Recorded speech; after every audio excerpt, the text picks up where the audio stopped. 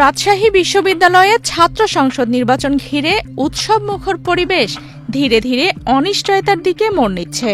পোষ্য কোটা ও শিক্ষক লাঞ্ছনার ঘটনায় ঘোষিত পূর্ণাঙ্গ শাটডাউনের কারণে ক্লাস পরীক্ষায় স্থগিত থাকায় ভোটাররা ক্যাম্পাস ছাড়ছেন। এর ফলে নির্ধারিত তারিখে নির্বাচন নিয়ে শঙ্কা তৈরি হয়েছে। একদিকে ছাত্রদল দুর্গাপূজার পর নির্বাচনের দাবি তুলেছে, অন্যদিকে শিবির চাইছে নির্ধারিত সময়েই ভোট হোক। একই অবস্থায় দোটানায় পড়েছে আরও 4টি প্যানেল। এদিকে বিশ্ববিদ্যালয় প্রশাসন বলছে নির্ধারিত দিন 25 সেপ্টেম্বরকেই মাথায় রেখে প্রস্তুতি এগিয়ে নেওয়া হচ্ছে। আমাদের নির্বাচন কমিশনের পক্ষ থেকে আপনারা দেখেছেন কোনো গাফিলতি নেই। আমাদের যে প্রক্রিয়া এবং যে নির্বাচনের যে তৎপরতা সেগুলো যথারীতি চলছে। বান্ডেল থাকলে প্রতি সেনমানিতে টাকা বাঁচবে। বিকাশ সেনমানি বান্ডেল কিনে জিতুন প্রতি লেনদেনে।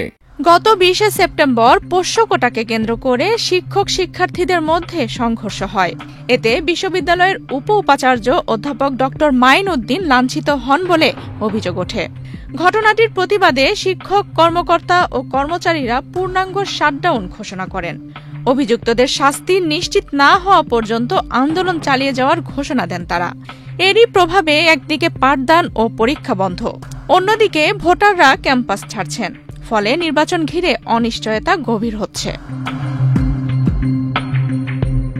চলমান অস্থিরতায় নির্বাচন নিয়ে নিজেদের অবস্থান জানাতে সংবাদ সম্মেলন করেছে বিভিন্ন ছাত্র সংগঠন।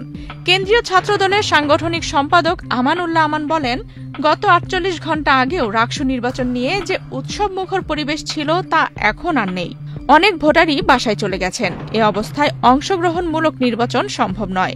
তাই দুর্গাপূজার পর উৎসবমুখর পরিবেশেই নির্বাচন চাই। অলরেডি ক্যাম্পাস ফাঁকা হয়ে গিয়েছে এবং অধিকাংশ প্যানেল মনে করে শুধুমাত্র শিবির ছাড়া, আই রিপিট, শুধুমাত্র শিবির ছাড়া সবাই মনে করে যে এখানে একটি জনশূন্য, ভোটারবিহীন এবং শিক্ষার্থীদের অংশগ্রহণবিহীন একটি নির্বাচন করার জন্য রাকসু প্রশাসন ব্যতিব্যস্ত রয়েছে।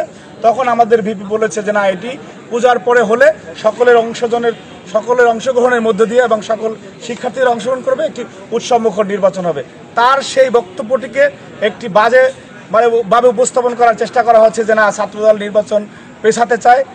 আপনি যদি ছাত্র সংগঠন হয়ে থাকেন, শিবিরের নেতাদের উদ্দেশ্যে আমি বলতে চাই, তারা যদি ছাত্র সংগঠন হয়ে থাকে তাহলে কেন একটি ভোটশূন্য ক্যাম্পাস তৈরি করে ভোটারবিহীন নির্বাচনের প্রতি ওনাদের এত আগ্রহ কেন? অন্যদিকে শিবির সমর্থিত প্যানেলের ভিপি প্রার্থী মোস্তাকুর রহমান পাল্টা অবস্থান তুলে ধরে বলেন, একটি পক্ষ নির্বাচন বানচালের ষড়যন্ত্র করছে। 25 সেপ্টেম্বর না হলে নির্বাচনের সম্ভাবনা আর নেই। তাই নির্ধারিত দিনেই ভোট হতে হবে। তারা পোষ্য কোটা ফিরে আনতে চায় আর আমরা পোষ্য কোটা বাতিল করতে চাই। শিক্ষার্থী এবং শিক্ষকদের এই পজিশনটাতে যদি আমরা হেরে যাই এবং তাদের পোষ্য কোটা ফিরিয়ে আনা, তাদের কমপ্লিট শাটডাউন, তাদের আন্দোলনে সফল করার জন্য যদি আমরা ভূমিকা রাখি এবং আমরা যদি রাকসু নির্বাচনটা পিছিয়ে দেই, তাহলে মনে করব যারা রাকসু বানচাল করার জন্য পোষ্য কোটা ফিরে আনছিল তারা সফল হবে। এজন্য তাদের প্রতিরোধ হিসাবে, যারা রাকসু বানচাল করতে চায় তাদের প্রতিরোধ হিসেবে সঠিক সময়ে নির্বাচনটা বাস্তবায়ন করাটা জরুরি। যে নির্বাচন সঠিক সময়ে বাস্তবায়ন হবে, কারণ শিক্ষার্থীরা এই বোল্ড স্টেটমেন্ট না পাওয়ার কারণে সন্দেহজনক অবস্থায় যে নির্বাচন হবে কিনা এই দোলাচলে করে বাড়িতে চলে যাচ্ছে কিছু শিক্ষার্থী।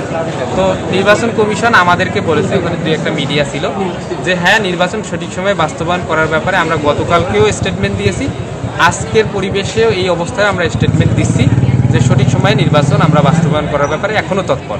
এছাড়া সার্বজনীন শিক্ষার্থী পরিষদ, Raksu for radical change, united for rights ও স্বতন্ত্র পরিষদ যৌথ সংবাদ সম্মেলনে জানায়, শাটডাউনের কারণে ভোটাররা ক্যাম্পাস ছাড়ছেন, নেই নির্বাচনী আমেজ। ভিপি প্রার্থী তাসিন খান বলেন, অংশগ্রহণমূলক পরিবেশ না থাকলে এখন নির্বাচন সম্ভব নয়। পরিবেশ নিশ্চিত হলে তবেই ভোট হোক।